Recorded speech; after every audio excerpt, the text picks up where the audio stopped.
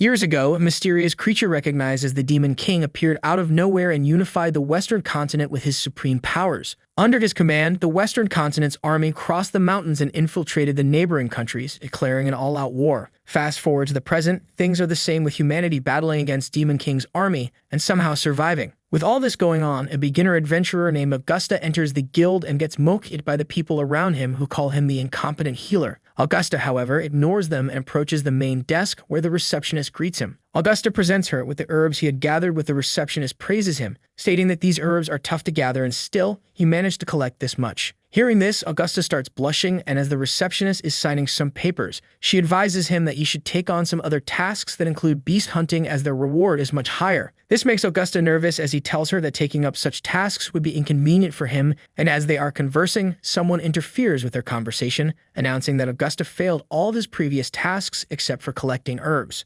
Augusta immediately turns his head to see who it is and gets shocked seeing that Jalvin Platinum Cross swordsman Alvin is standing behind him. Alvin, however, doesn't like Augusta calling him by his name and gets furious, stating that an incompetent healer like him who can't even heal doesn't deserve to call him by his first name. This shocks the receptionist as she couldn't comprehend how a healer cannot heal. Alvin further explains that despite being a healer, Augusta can't even perform basic healing magic, and even if he forms a team, he will only drag down his teammates. He even claims that the lowest ranked monster, a demonic rabbit, can kill him. The other adventurers who are hearing all this agree with Alvin, showering him with praise and mocking Augusta. In the midst of all this, a strange guy appears in the guild, shouting that the Demon King's army is attacking their town. Hearing this, the receptionist announces that in the state of emergency, all adventurers are bound to help with defending the city and that the guild will award them. This piques Augusta's interest as he asks the receptionist if he can join the battle as well. The receptionist, however, denies it, stating that only bronze rank adventurers and above are allowed to join the battle. But Augusta insists, asserting that he can at least protect himself. His conversation with the receptionist once again gets interrupted by Alvin, who offers him to join him in this battle. Augusta immediately realizes that he wants to use him as bait and that he would be better off collecting herbs.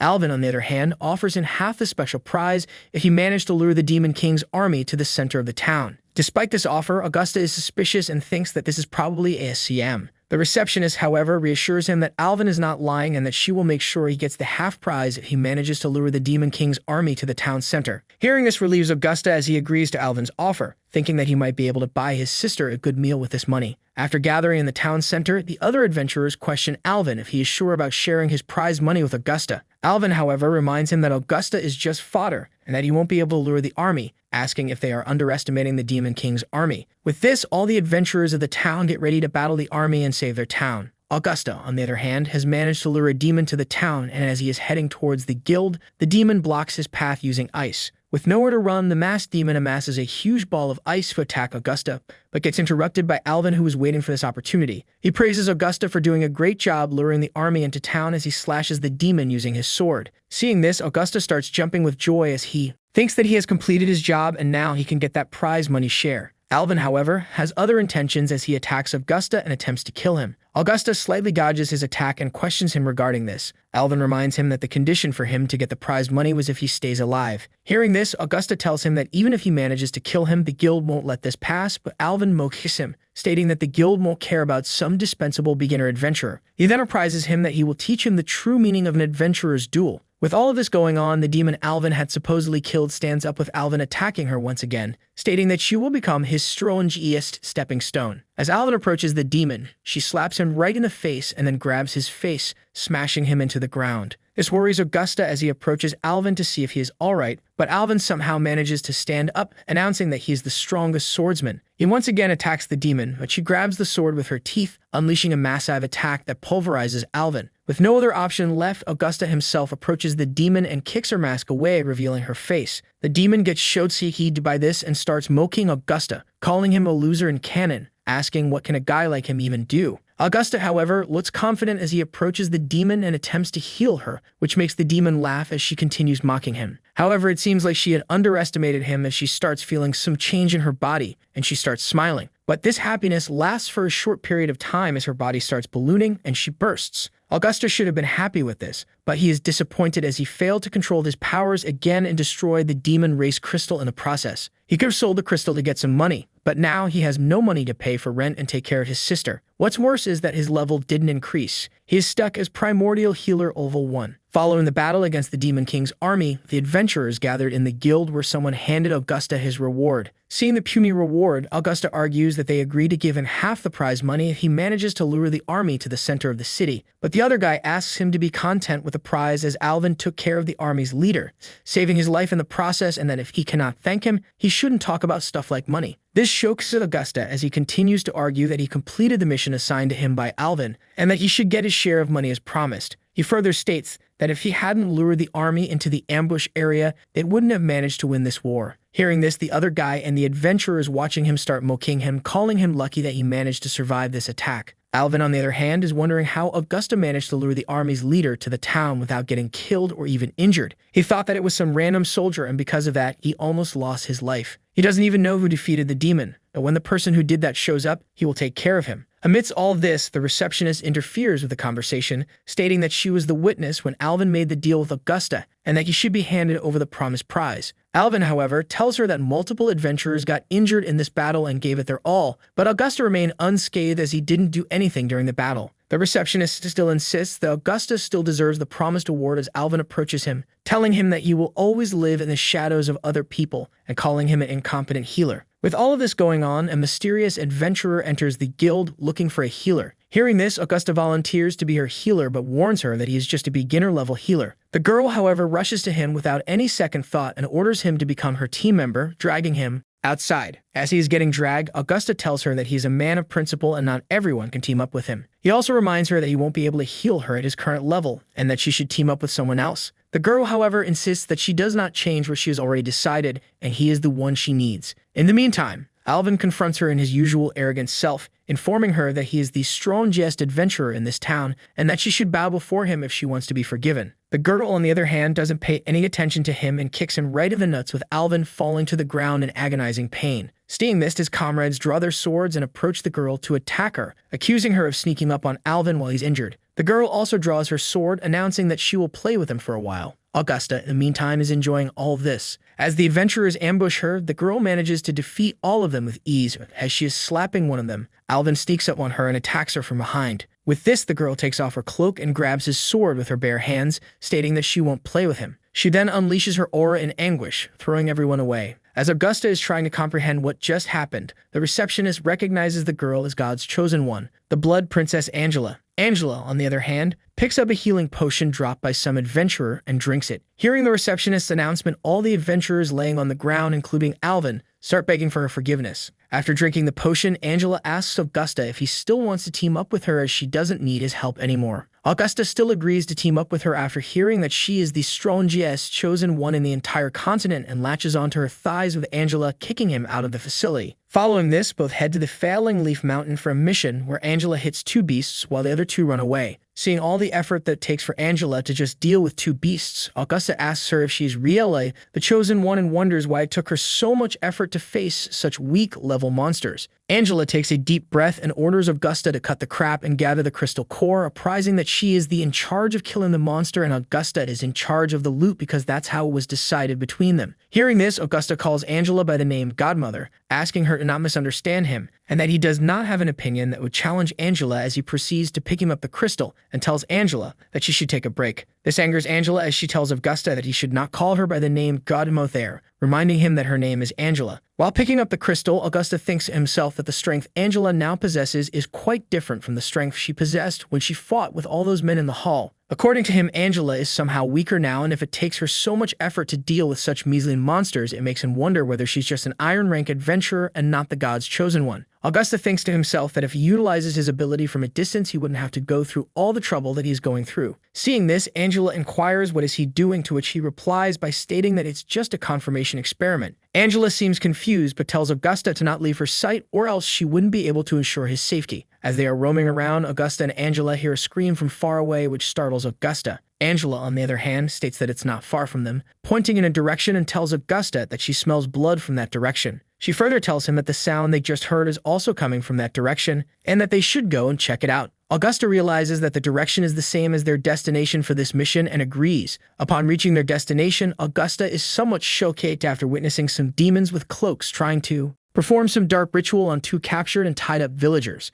Angela asks if the herbs they are supposed to collect are there, with Augusta replying positively. Seeing this, Angela exclaims that whether it's for the sake of completing the mission or for the sake of the dead villagers, they have to kill these demons, and takes out her sword. Augusta warns Angela that there can't be just these 5 demons around here, and that there should be more, which they fail to notice. Augusta suggests that they should try to find the guards around, but is stunned to see Angela charging straight at the demons fiercely and without any fear in her eyes. Angela tells Augusta to talk less and that they should ambush them together, which makes Augusta wonder if all chosen ones are so fierce. As Angela charges towards the demons, arrows are shot at her, but Angela takes them all out by a single strike from her sword. However, one of the arrows, resonating dark energy, strikes her as she gets knocked away by the blow. Seeing this, Augusta gets worried and wonders if Angela has died from this attack and whether she is actually just an iron rank. The thing that shows him the most is the fact that Angela is acting so impulsively against higher ranked demons. With this, a strong demon appears out of nowhere and inquires about their identity with a mocking smirk on his face.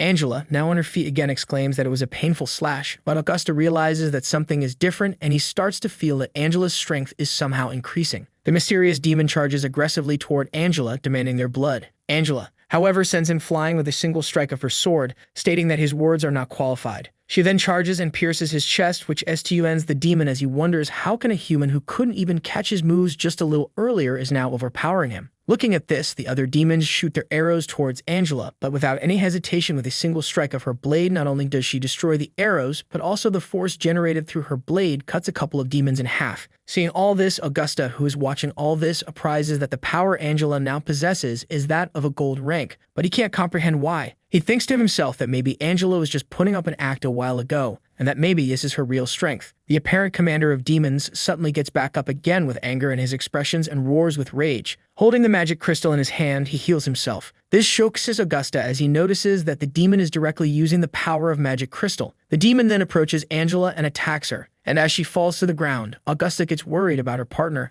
asking if she's okay, to which she replies by stating that she's fine and that such a weak attack is of no problem for her. Angela suggests that they should destroy the summoning array as soon as possible, proposing that she will create chaos as distraction, and in the meantime, Augusta can save the villagers in the eye of the array. Augusta agrees to this and tells her to be careful. Angela charges at the demon, calling him an ugly bastard, and tells him that he should not think that he is the only one who can raise their strength. Looking at Angela's momentum, Augusta realizes that it is of platinum rank and that her level is going to reach mithril. The demon swings his blade at Angela, but misses as she is too fast for him. This shocks the demon as he wonders how he missed her, with Angela mocking him as she floats in the sky. The demon swings his blade again, but Angela deflects it with her foot and makes a powerful swing of her blade, resonating slashing energy as more demons are cut in half by the swing. This makes the demon realize that they are getting overpowered and commands everyone to protect the summoning array. Angela proceeds to attack with her blade as another demon is cut in half, making the remaining demons trying to protect the array anxious. As Augusta is taking away the villager, one of the demons notices him and calls him a little mouse. Augusta mocks the demon, stating that it's very nice of him to protect the summoning array, as he proceeds to attack the demon with his beginner healing skill. Seeing this, the demon questions Augusta if he's an idiot and why is he healing his enemy on the battlefield, when suddenly the demon swells up and explodes. This shocks both the commander of demons and Angela. Seeing this, Angela appreciates Augusta, stating that he did a great job of killing a demon sorcerer, even though he's just a beginner healer. Angela snaps back into the situation and announces that she can't afford to lose and that it's time for her to get a little serious. She uses both of her blades to generate a special attack, the Crimson Wind, that kills off all the demons except the one in charge. The one remaining demon realizes that all the sacrifices are gone and gets shocked. Getting back up on his feet, he calls Angela a vile human and asks if she thinks she can stop the great demon from descending like this. Standing in the eye of the array, the demon calls out, "Asterisk, O great demon god, please accept the sacrifice of your humble slave Asterisk." Angela realizes that the demon is using himself as the sacrifice for the demon god to forcibly open the summoning array. Looking towards the sky, the demon chants his Asterisk, "Great demon god, please accept my blood and soul Asterisk," which creates strong dark energy and winds. This makes Angela realizes that it's too late now, with Augusta exclaiming that the spatial gate of the summoning array has been formed, but Angela seems unfazed and tells Augusta that it's nothing to worry about and that the demon god is nothing but just a higher ranked demon, and there can't be a real demon god. Augusta, now worried, suggests that they should run away, and it's not the kind of enemy they can deal with. And finally, through the spatial gate, the Demon King appears holding a battle axe with a strong, huge, muscular physique. Augusta gets anxious as the Demon King appears, but Angela tells him to stay calm and to keep her bloodline safe at all times. Augusta tells Angela to wait, but just as he is about to say something, he gets interrupted by Angela, who asks him whether he has not discovered her characteristics yet. Angela continues to describe that the more HP she loses, the more powerful she gets, and against an enemy of this level, she needs to control her bloodline at about 10%. Angela commands Augusta to not worry and that he should obey what she says, and there would be no problem. Angela further tells Augusta that she has run out of healing potion, so she relies on Augusta to do the healing while she tries to avoid fatal injuries but still be alive at a low HP. Just as Augusta is about to say something, he is interrupted again by Angela, who tells him that he's a low-level beginner, and because of this his healing only adds a little HP, and that's just enough to keep her bloodline at 10% the whole time. Angela charges towards the Demon King while Augusta is left frustrated, asking himself why can't Angela just wait for him to finish the sentence,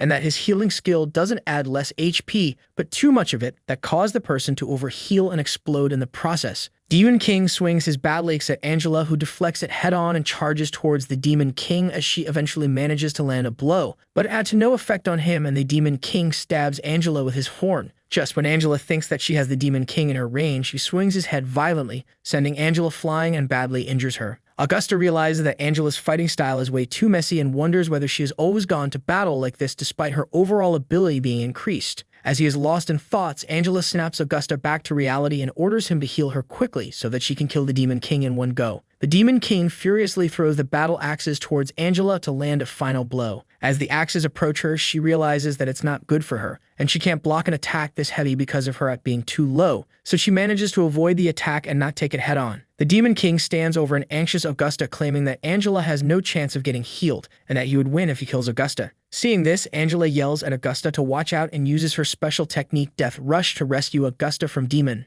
King's attack. Angela coughs and tells Augusta that if he doesn't heal her, they'll both be done for. Augusta finally puts his hands on Angela's shoulders and uses his healing abilities. He tells her that the tree that burst open suddenly and the demon sorcerer who died violently were because he used his healing skills on them. Angela, now being healed, is shocked at the healing energy a beginner like Augusta possesses and wonders how this rapidly increasing HP due to Augusta's healing power is faster than a high-level energy potion. Augusta, on the other hand, is baffled to see that Angela is all okay and asks if she actually healed or not, to which she replies positively. She further comments that not even a high-level EP potion can heal her fully like Augusta did, and that she now has a good way to deal with her EP.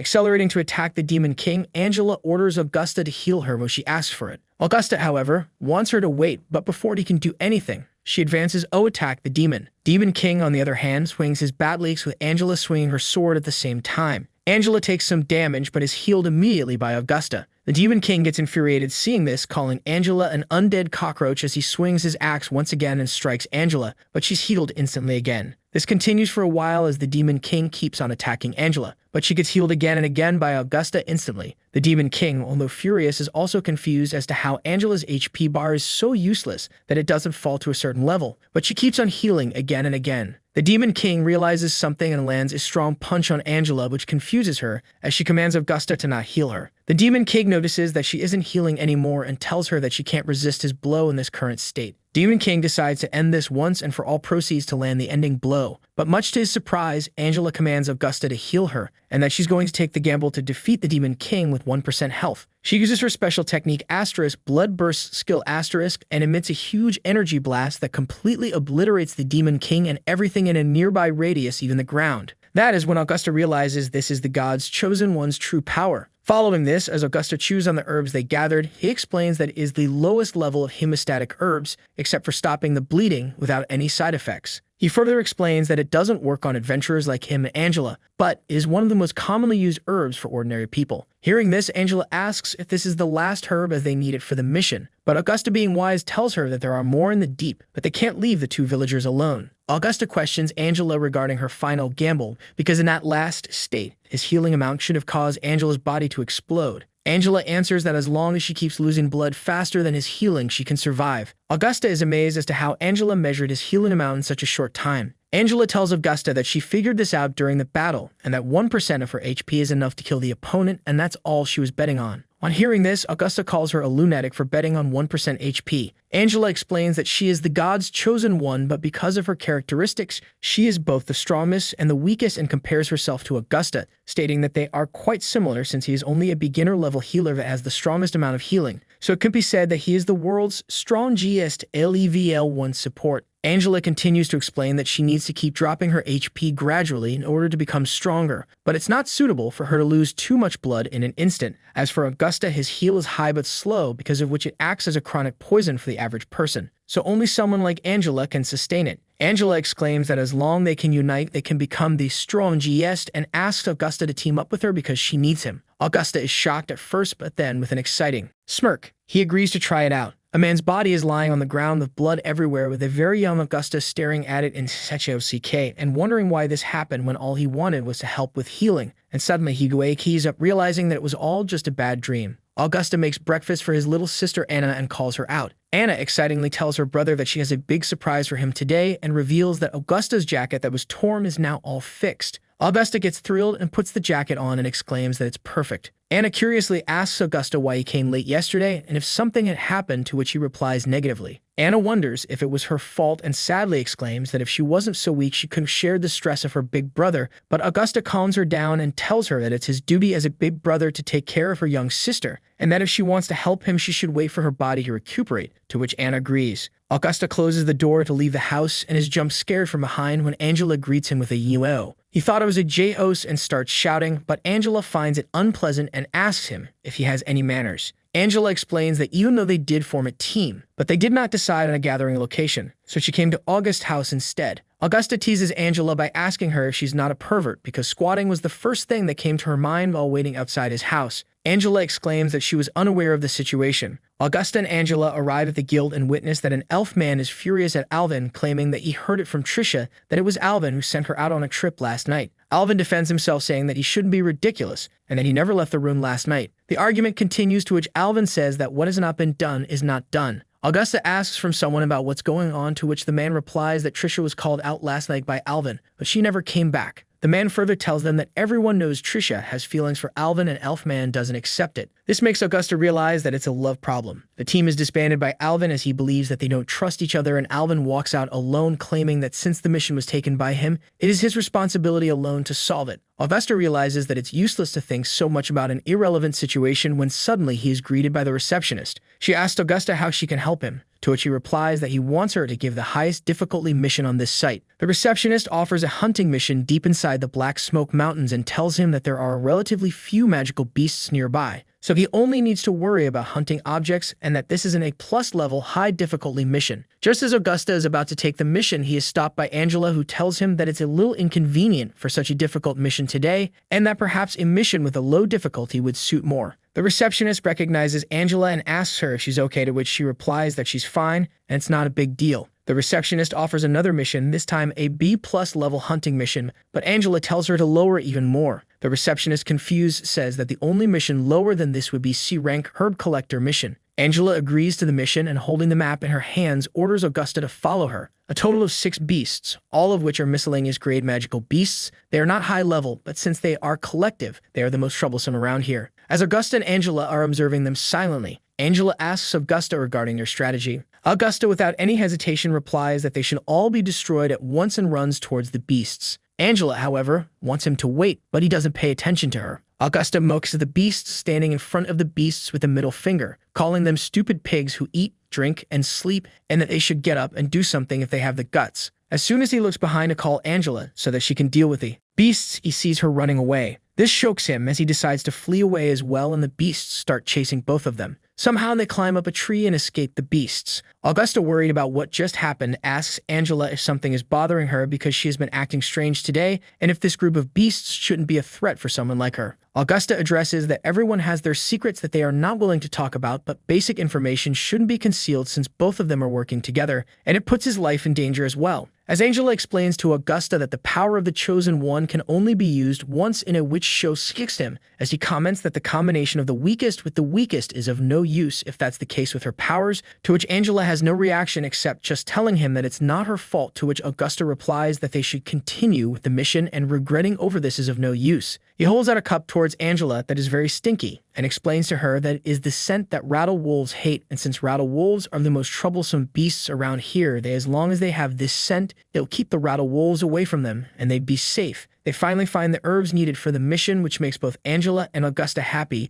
because of the reward they'll receive and how they would be rich at this rate. Angela commands that they should head back, but Augusta tells her that she hasn't done anything, when suddenly Angela steps on something and gets scared, thinking that it is a magical beast. But Augusta realizes that it's not a magical beast, and much to his surprise, is Alvin lying unconscious on the ground. One day later, Augusta and Angela arrive at the guild again, and the receptionist asks Angela why she is again taking on a mission of low ranks, and she didn't seem much injured yesterday. The receptionist gives her the C rank herb mission. The receptionist continues to ask whether it's because she wants to relax for a while, to which Angela replies positively, while Augusta watches this, knowing the truth with a mocking look on his face. Alvin suddenly enters the guild and demands to take over the C-ranked herb mission. The receptionist asks whether he wants to change his B-rank mission with Angela and Augusta, to which both Angela and Augusta furiously reply that there is no need for that. Alvin says that since Angela is the Blood Princess, a low-rank mission like this one would be a waste of her time. Augusta sarcastically asks Alvin that does he know that the name Blood Princess has another meaning, which Alvin understands.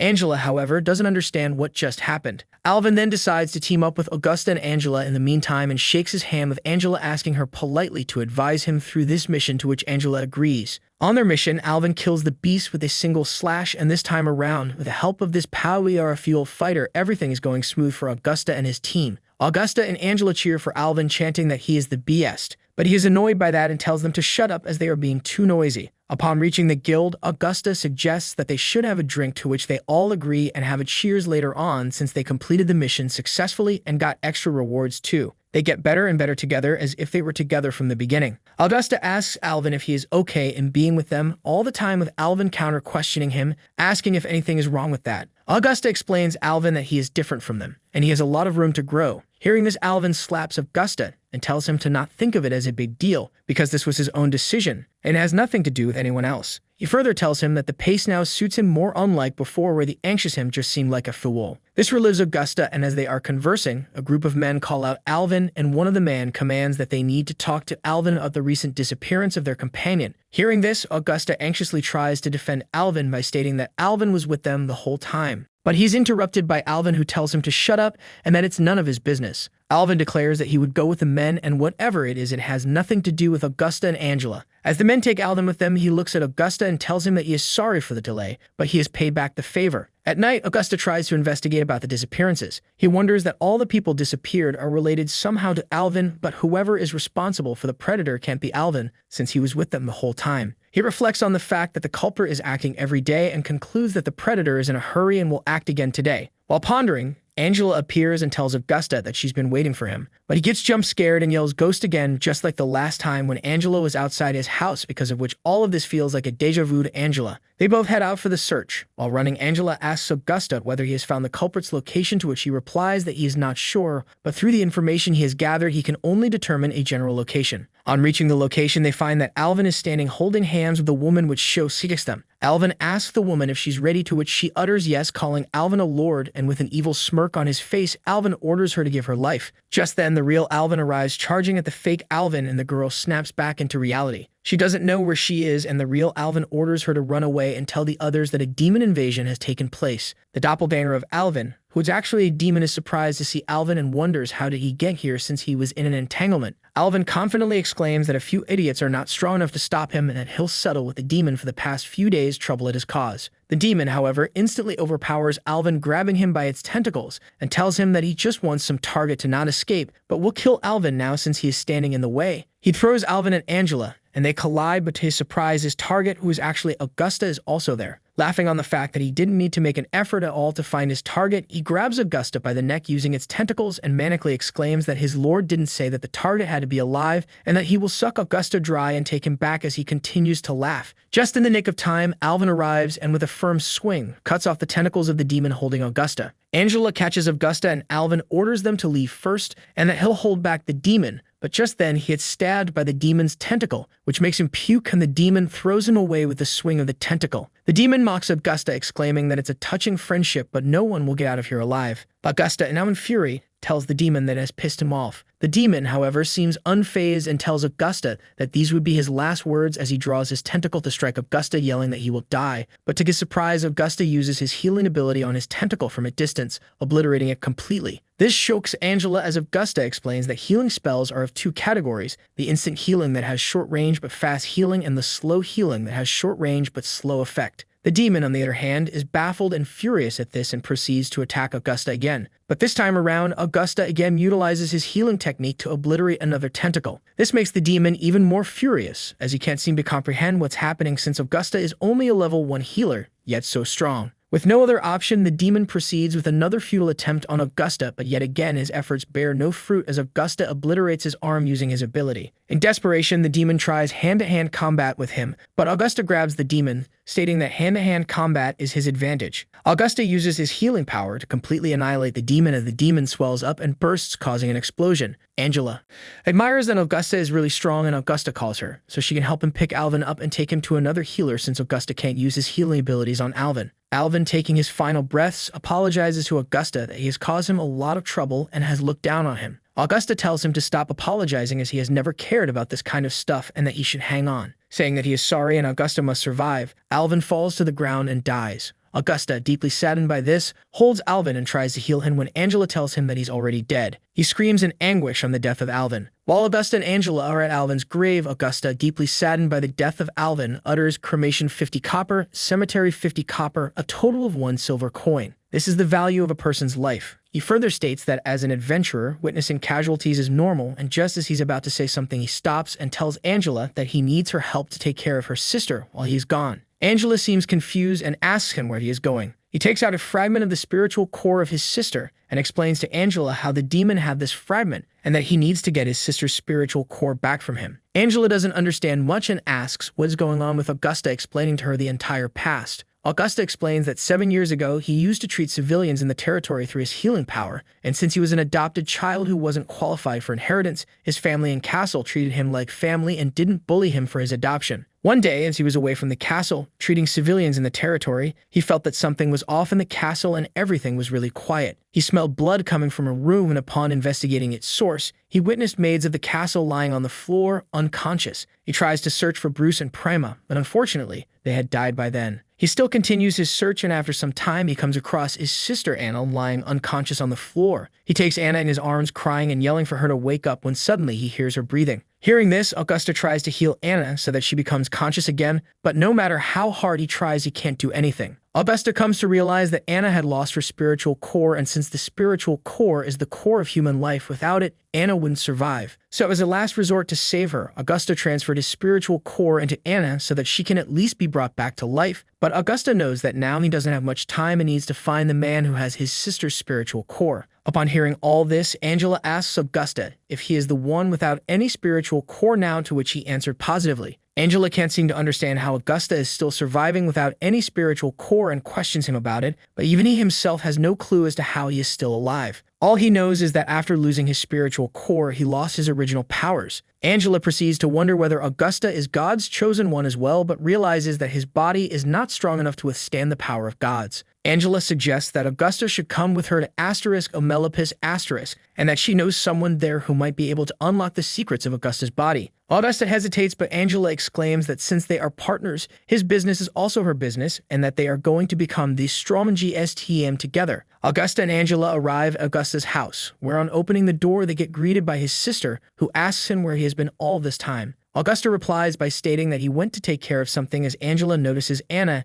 and asks Augusta if this is his sister he keeps talking about. Angela greets Anna, telling her that it's nice to meet her and that his brother is teammates with her. Anna greets her back, praising that it's nice to meet her, when suddenly Angela grabs Anna in both arms and praises how cute and lovely she is. Seeing this, Augusta pulls Anna away and frankly tells Angela to not mess with his sister, to which she exclaims that she can't help it, Anna's too pretty. Augusta informs Anna that starting tomorrow, Augusta and Angela are going on a trip to Omelopus. He adds that he doesn't know how long it will take, and Omepolis is more dangerous compared to the town they live in. Hearing this, Anna starts crying and asks Augusta if she can come along, and that she won't be a burden or cause any trouble for them. Seeing this, Augusta realizes that it's better to take his sister with him since they agreed to be together all the time, and Anna gets a smile on her face. The next day, Augusta tries to team up with a bunch of men, but they refuse, telling Augusta that they don't have the energy to take care of others. According to him, teaming up with someone would save the money and be a lot safer, but now they'll need to spend some money to make the trip. Angela confidently claims that she has money and proceeds to take it out from her pouch, but soon is shocked to see that she literally has no money at all as she starts whining about her empty pouch. With all of this going on, they are offered to form a team by a bunch of men. These are the same men that Angela and Augusta encountered during the time with Alvin as a part of the team.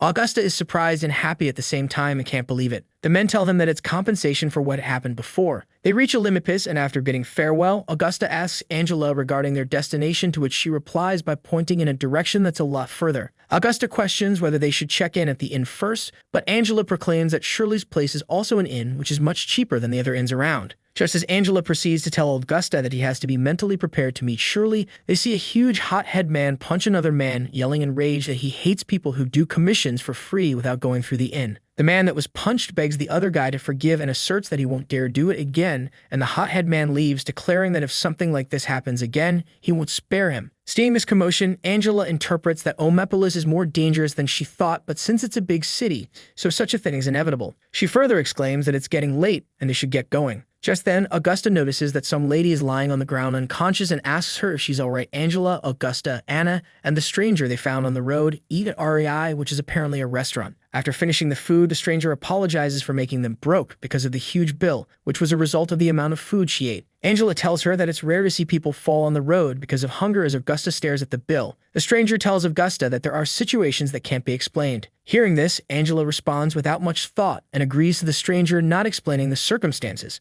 The stranger thanks the trio for their help and praises them, that without their help she would have starved to death. Angela tells her to not worry about anything, but Augusta is enraged because it was his money that was spent. Before leaving, the stranger introduces herself as Evely, and that she is an archer of iron rank, and continues to say that if the trio needs any help from her in the future, they can come to her. As Evely leaves, a random man from the town explains to Augusta as to how Evely has fooled them and that she isn't actually homeless. The man explains that she was swept out of her house because her family couldn't stand her squatting all the time, because of which she can't go home, but doesn't want to earn a living either, so she looks for targets everywhere that can buy her food. The man also tells them that Elevie didn't tell the trio where she lives because she didn't want to get caught. Augusta doesn't care much as he feels they would never meet her again. Angela, Augusta, and Anna reach the inn named Asterisk Underworld Pavilion Asterisk. Augusta notices that the name is quite old, on which Angela tells him that this is an old inn that has been rebuilt. Upon entering the inn, Angela notices her friend Shirley and calls out to her. As Shirley turns back, she notices Angela with a disgusted look on her face. Shirley asks Angela what she is doing at this place, but Angela tells her to not be heartless and asks if they aren't friends. Shirley, still having a look of disgust, replies that they aren't friends as Angela excitingly introduces Augusta and Anna as guests to Shirley. Upon hearing that guests have arrived at her place, Shirley's eyes light up, and she enthusiastically welcomes Augusta and Anna to the Underworld Pavilion and informs them that there are plenty of available rooms and there's a discount if they decide to stay right now. Augusta asks if Shirley is the friend Angela was talking about and that she could help him find out what's wrong with his body. Shirley doesn't know what Augusta is talking about, so she asks Angela what her healer is trying to say. Augusta is confused since he never told Shirley about her profession, yet she called him a healer. Shirley explains that she realized that he's a healer by looking at him, and further tells him that he's a level 1 healer based on his appearance. Augusta and Angela both praise Shirley's ability, but Shirley still seems confused as to what is happening. Augusta then explains everything to Shirley, how he is a beginner healer, and that for some reason he lost his spiritual core, and as a result of which he can't control his power anymore. Shirley does not believe what Augusta tells her and replies that it's impossible to live without a spiritual core since he is just a level 1 healer. So why does he need a method to control his powers? Angela defends what Augusta just told Shirley, but Shirley says that it's impossible for her to believe something that she has never seen. Seeing how adamant Augusta and Angela are, Shirley brings out her magnesium crystal that is especially used to test magic power. She guides Augusta and tells him to put his hand on the crystal and then releases mana. She continues to explain how the changing colors of the crystal represent the attributes, such as red is the fire attribute, blue is the water attribute, green is the wind attribute, and brown is the earth attribute, gold is the thunder attribute, while all the other attributes are dark purple and only the holy attributes are yellow. As Shirley is explaining that the white light means no attribute, she notices that the crystal is shining brighter and brighter, only for her to realize that the crystal needs to be thrown away as it will explode any moment. She screams to throw away the crystal as she rushes toward Augusta, takes the crystal from his hands, throwing it just in time and enough away that the explosion doesn't harm them. Shirley couldn't believe what she just saw, since a magnesium crystal is able to measure the magic power of steel or even heroic rank. Then how come it exploded on the measuring the power of a beginner-level healer? She questions Augusta regarding his identity, to which he replies with a smile that he is Augusta Duzafu, a beginner healer. Angela then explains the basics of the spiritual core and tells them as to how the spiritual core is the root of all human power, and it acts just as a container for the power one possesses. She continues that if one loses the container, the power will run out of control. So it is normal that Augusta can't control his power, but she is still confused whether there's a possibility that something like this can happen. Angela asks if there's a solution to Augusta's problem, to which she replies that the power is Augusta's. Whether he possesses a spiritual core or not, it belongs to him alone, and that one's power will not reject them. She exclaims that Augusta's power can be solved by him only, and the reason he can't control it is because he's afraid of it. She adds that Augusta can become the strongest supporter if he can learn to control his power, but then ponders that the power actually isn't so much after all, and that he'd still be a level 1 support when he learns to control it. Hearing all of this, Augusta questions himself whether he is really scared of his powers, and as he is thinking about all this, Anna interrupts and asks them to pick a room first. Just then, Evelyn also arrives at the inn and is shocked to see Augusta and Angela there as well. She tries to run away but fails as Augusta catches her and tells her not to run. Augusta inquires that if she is so hungry that she can't afford to rat, how can she afford to stay at an inn? Evelyn, now caught, doesn't know how to respond and apologizes to Augusta for lying. Augusta tells her that he's not mad at her, but he feels bad about his feelings being played with. Evelyn apologizes again instantly. Evelyn notices Anna standing quietly and starts cuddling her, calling her cute, at which Augusta feels jealous and wonders why does everyone like to hold Anna. Evelyn states that she can't pay them back but offers Augusta an easy commission through which they can earn rewards and money. Evelyn unfolds the scroll to reveal a C+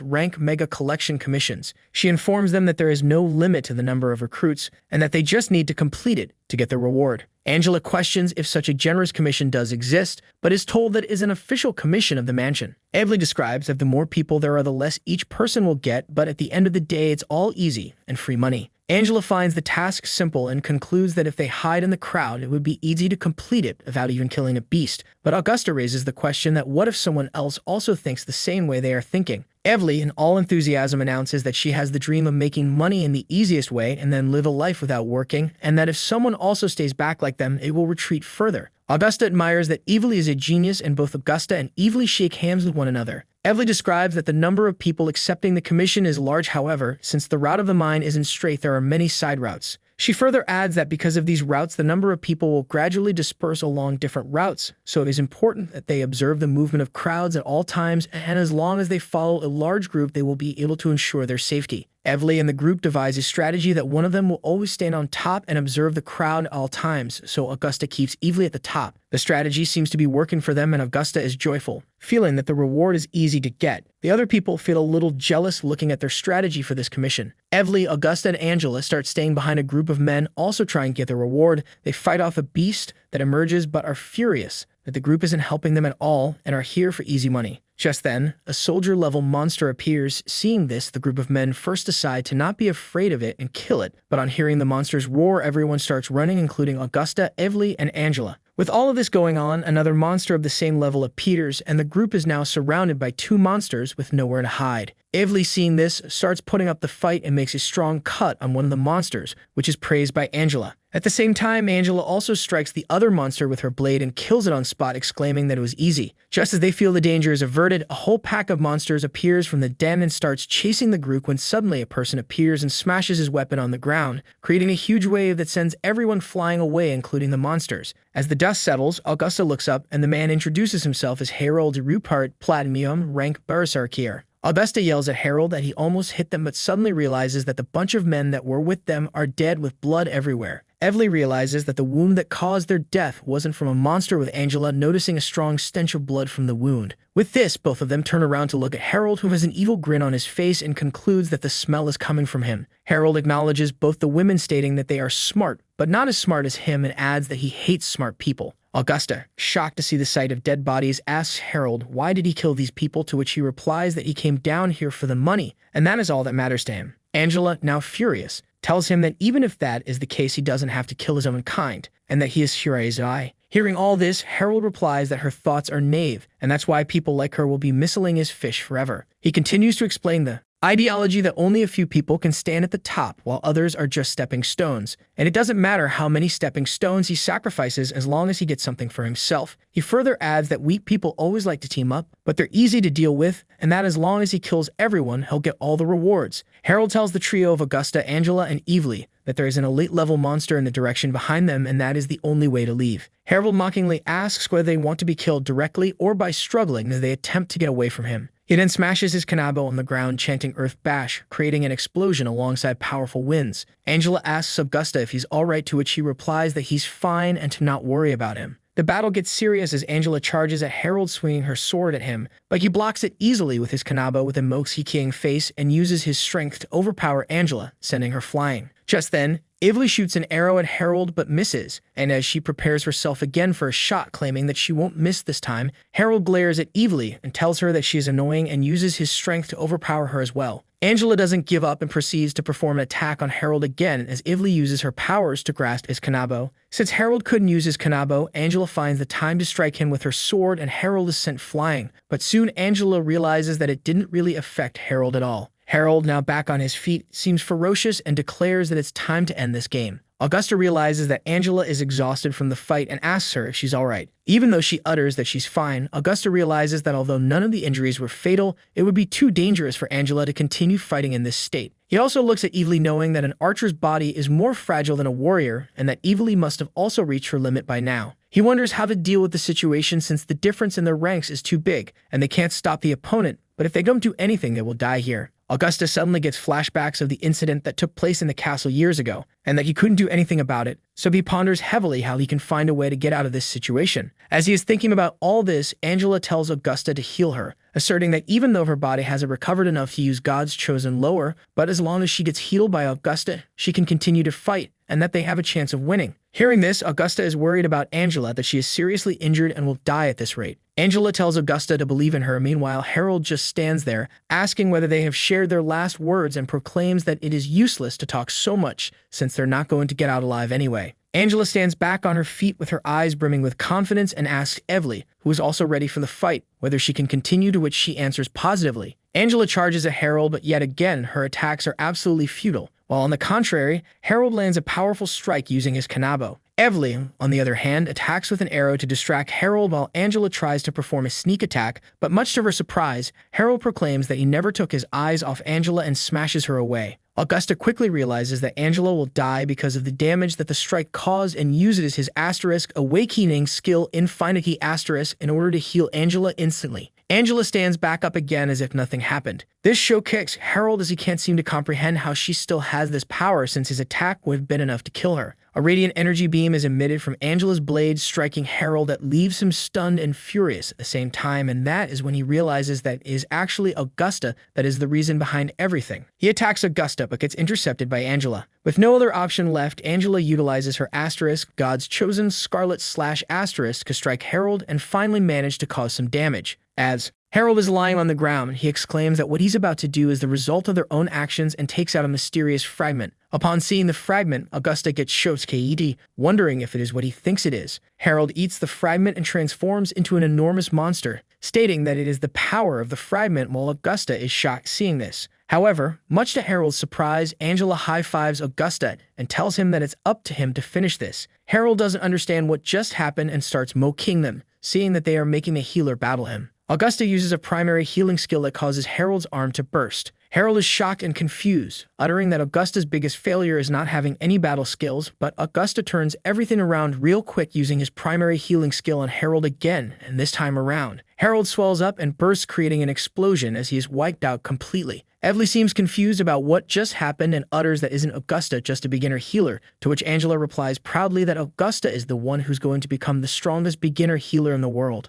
Augusta, Angela, and Evely all run towards the exit, but Augusta reminds everyone that the exit is blocked and that they have to rely on their strength in order to get out of this mine, and that the elite demon can't be ignored. Evely asks Augusta why there would be a problem since he is here, and they can easily deal with the demon, but Augusta explains to her that his power is not convenient, and that the demon has a strong intuition, because of which it won't let him get close. The trio hears the guards fighting and head in that direction. Upon arriving, they witness a bunch of guards trying to fight with the elite monster demon. One of the guards exclaims that the man of all the healers has been used up fighting this demon, so they can't take it down. Augusta offers to help and heal in the guards as they try to fight the demon. As the battle progresses, the beast suddenly goes underground, injuring a lot of guards in the process. As Augusta heals them, the demon appears again from under the ground again and wreaks havoc. Augusta asks whether anyone else has mana, so they can heal the fighting guards faster, but there is no one to help him out. The demon keeps on attacking again and again while Augusta is healing everyone as soon as possible, but in this scenario of desperation, Augusta thinks to himself that if this continues, they will all die here. Augusta asks Angela if she can use her power again, but she seems exhausted and tells her that she has reached her limit and can only wield weapons now. Just when things seem lost, Evely claims that she has a way to take care of the beast,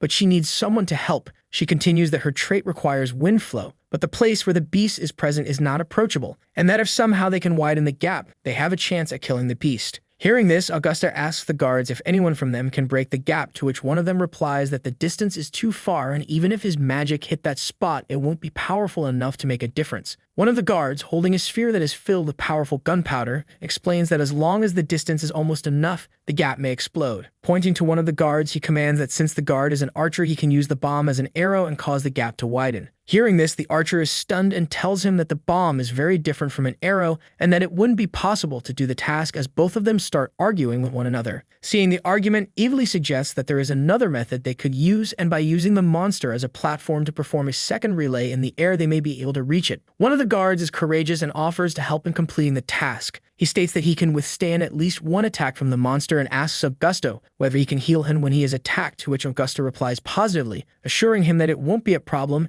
and that he won't die. The other guards call the volunteer an idiot since he's only a bronze level soldier, but without listening to them, the guard charges at the monster and is sent flying in the air just as the relay plan was supposed to be. Another guard throws the bomb towards him, but due to the impact with the monster, one of his arm is dislocated, but the guard somehow manages to deflect the bomb using his shield, and the explosion causes the gap to widen. Evely, now with a confident smile on her face, takes over the rest of the work and uses her special ability **** to kill the beast, ending this side quest. As Augusta, Angela, and Evely arrive at the Adventurer Guild, Augusta asks Evely that why didn't she use her powers earlier, and she used them a little earlier, they wouldn't have faced that much trouble. Evely explains that there are restrictions to her usage of this power and that she can only use it once. After that, she can't continue to fight anymore. At the guild, everyone notices that Augusta has arrived and starts praising him, calling him legendary healer and thanking him for all the help he did in the mines. The people at the guild surround Augusta asking for his autograph, but all of this is really confusing for Augusta and exciting at the same time. Just then,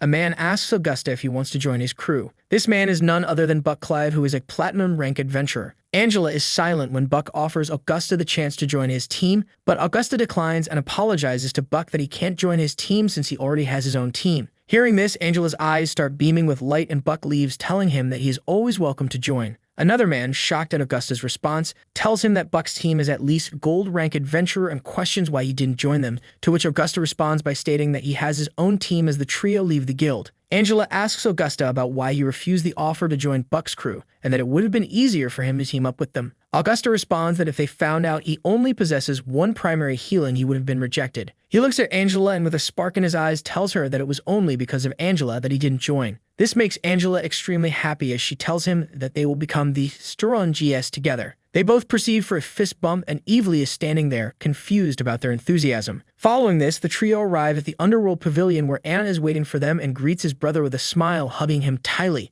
Evely enthusiastically utters that it is rare for this many people to be together, so they should head to the nearby bathhouse and take a bath. Augusta looks at Shirley, calling her the Lady Boas, to which she orders him to just call her Shirley. With this, Augusta brings out the fragment he obtained after Harold was obliterated. Shirley is surprised to see a fragment of the spiritual core as Augusta proceeds to ask her if there's any place where he could find this. Initially, Shirley tells Augusta that she can only recognize the characteristics of a fragment and doesn't know where to find it, but then tells Augusta to not be disappointed since she has a way to find out the information. She proceeds to explain that in 30 days, Omelopus will hold a grand festival. At that time, the people of Liberal Alliance Chamber of Commerce will come, and she knows someone there that may help them find such things. In a dark room lightened by a candle, a mysterious man with blonde hair stares at the moon and utters whether the collapse of the world has already started. The next day, Augusta wonders if Shirley's friend is a member of the Liberal Alliance Chamber of Commerce. It would certainly not give free information. Augusta realizes that low-level commission gives too little reward. He needs to improve the level of commission. He arrives outside Angela's room and knocks to wake her up, stating that it's time to go to the guild, but notices that the door is unlocked. As he opens the door, Angela is changing her clothes and both of them face an awkward moment.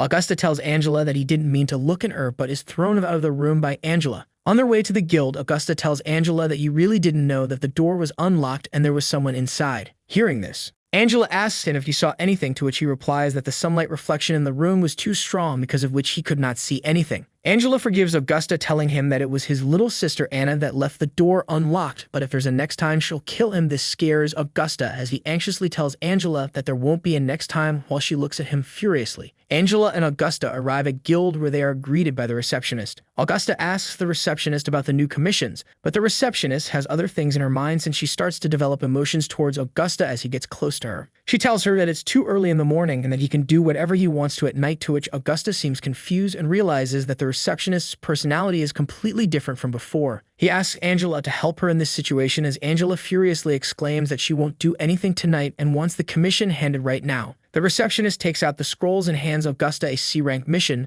but advises him to not take that mission. Angela and Augusta inquire the reason behind this, to which the receptionist informs that all the adventurers that have taken on this mission before have never returned. She continues to explain that there's a ghost and monster in dongua village that makes it hidden. Hearing this, Angela responds that they'll take the mission without any hesitation, but Augusta is shocked at this decision and mockingly asks Angela what kind of brain does she have. Angela tells Augusta that it's not a problem since he's a cleric, to which he responds that he's only a beginner-level healer. Augusta and Angela arrive at dongua village. They meet an old man there who tells them that children have been missing for months, and this is making everyone in the village feel uneasy. This man is none other than the village chief himself. The chief further tells them that if this continues, they will have to abandon the whole village and move, but that will not only cost a lot of manpower and materials, but also may not be able to get everyone's approval. The chief bows down in front of them and begs them to help the village. After leaving the chief's place, Augusta wonders whether they'd be able to finish such a difficult task, but Angela tells him that since she's been asked to do this, she has no other way.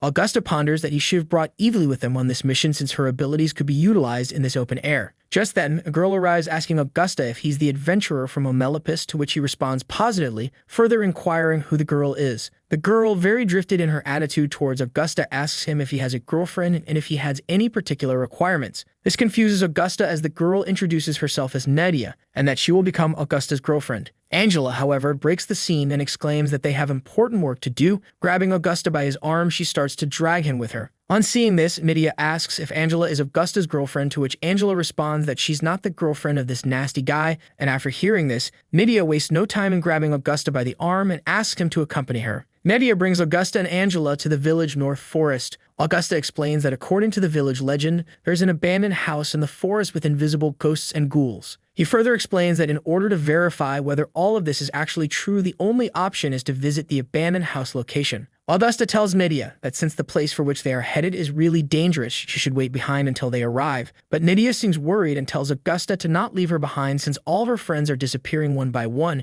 and she's worried that it'll be her turn next. Nadia asks Augusta if he dislikes her because she's young, continuing to tell him that she's a mature woman and will kiss Augusta many times, and is even ready to become the mother of his children, as she literally begs him to not leave her behind. Augusta pats her on the head and tells her to not worry about anything because Angela and him will solve this problem. Angela and Augusta embark on the journey in the direction of the abandoned house. While explaining how the previous adventurers disappeared in this place, Augusta realizes that Angela is not paying attention to what he is trying to say and seems lost. Angela grabs the corner of the coat that Augusta is wearing, and as he inquires the reason behind it, asking if she is scared, Angela gets enraged and tells Augusta that she will never hold his arm ever again. Just then, the bushes start rattling out of nowhere, and this causes Angela to jump in fear in the arms of Augusta, only to find out that it was only a rabbit. Angela punches Augusta in the face, calling him a pervert, to which he responds that it was actually Angela who chickened out and jumped up in his arms. Angela clears it to Augusta that nothing like that happened and claims that she can feel very scary guys around here but doesn't know where they are. Just then, another sound startles Angela again,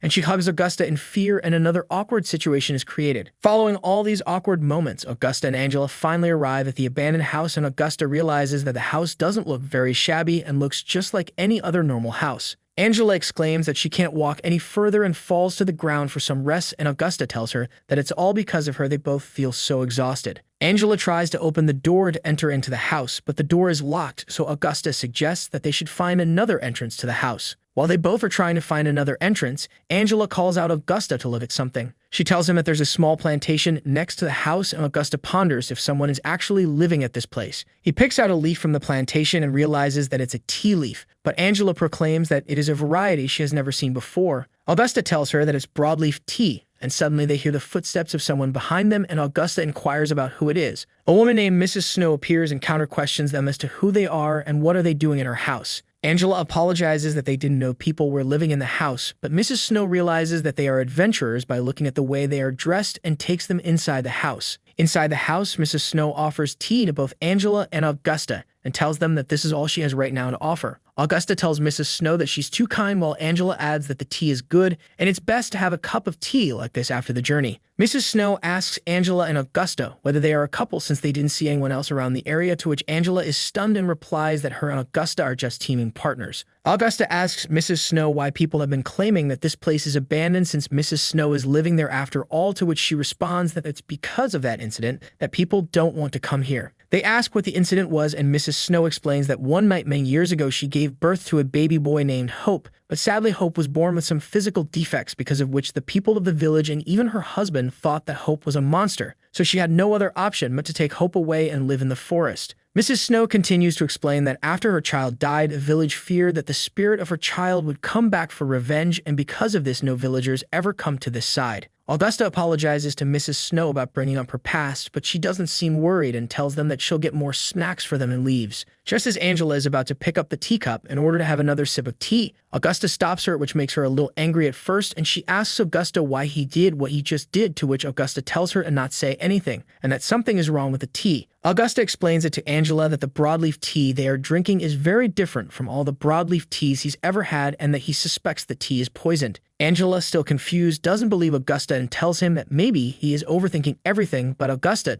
tells her to look carefully around and observe the surroundings. He explains that if someone lives alone for such a long time, some of the household goods or items will definitely be missing, since the villagers all think that this place is deserted, and none of them ever mentioned Mrs. Snow, and since Mrs. Snow has never had any contact with the villagers, so where did all these things that are present in her house coming from? Angela tries to cut herself so that she bleeds the poison out of her body, but Augusta tells her that it's not possible to force the poison out of her body just by bleeding out. Just then, Mrs. Snow arrives with handmade pastries, but Angela is furious at Mrs. Snow and yells at her. She asks her where all the children are and the adventurers that are missing, but just then, she feels that her body can't move and realizes that she got careless. Augusta declares that the Mrs. Snow right in front of them is indeed the real culprit of the disappearances that have taken place, and suddenly the face of Mrs. Snow takes a demonic form as she smiles creepily. Angela, now on her knees, asks Mrs. Snow as to why she did everything, and was it to avenge the death of her child. Mrs. Snow tells them that if the villagers had not treated her the way they did, they would have never been punished, but she adds further that this is what the villagers deserve while having a smile on her face. Augusta tries to make her understand that whatever she's doing is too much, and that more people are falling into misfortune because of this. But hearing this, Mrs. Snow tells Augusta that she hates bystanders, the people that stand at the top of the moral ladder and point out what's right and wrong without any accountability. She angrily replies to Augusta that people like him know nothing, and that he shouldn't pass any sarcastic comments since he doesn't know what she feels like. Mrs. Snow tells Augusta that she only wants to live a peaceful life with her child in this forest without any interruption from anyone, but everyone makes things difficult for her and her child. Then, with an evil smile on her face and eyes that want redemption, she declares that she'll never let the people of this village go and will kill anyone who tries to stop her. Augusta questions Mrs. Snow that what makes her think she can kill them, but to his surprise, she tells him that she already has a check on all the adventurers that are registered in the guild, and that she knows each one like the back of her hand. With an evil smile on her face and now having sharp elongated nails, she exclaims that she knows Angela is the strongest in the team, but she can't even move now because of the poison in her body. She mocks Augusta, asking him what can a beginner healer like him do to her at all, but is surprised when Augusta uses his beginner healing skill and causes Vines and Bark to grab a hold of Mrs. Snow while he takes Angela and runs out of the house. As they are trying to flee, Angela inquires from Augusta about why he is running away, to which he replies that Mrs. Snow is just an ordinary person tainted by power, and in actuality, there is someone else that is the source of the power for her. Mrs. Snow attacks Augusta from behind and charges towards him to land a killing blow, but just then, Augusta uses his healing ability to form a cocoon-shaped structure that surrounds both Angela and Augusta, and saves them from Mrs. Snow's attack. Mrs. Snow is furious that she couldn't finish her target and wonders how can Augusta use elemental magic since he's only a beginner. Enraged, she screams to call out her son Hope.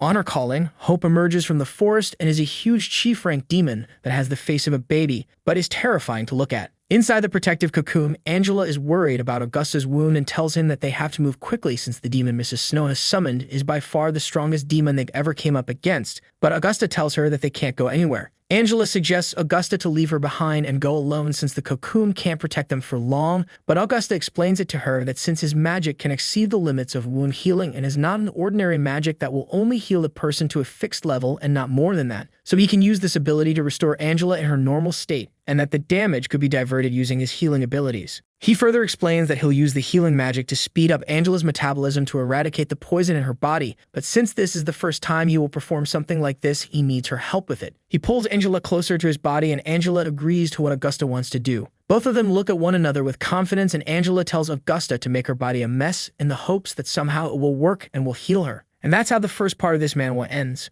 Well guys, if you like this video and you want a second part, comment below with the word part 2, also subscribe to the channel, hit the bell, and like the video. But most important, leave a comment. Until the next video.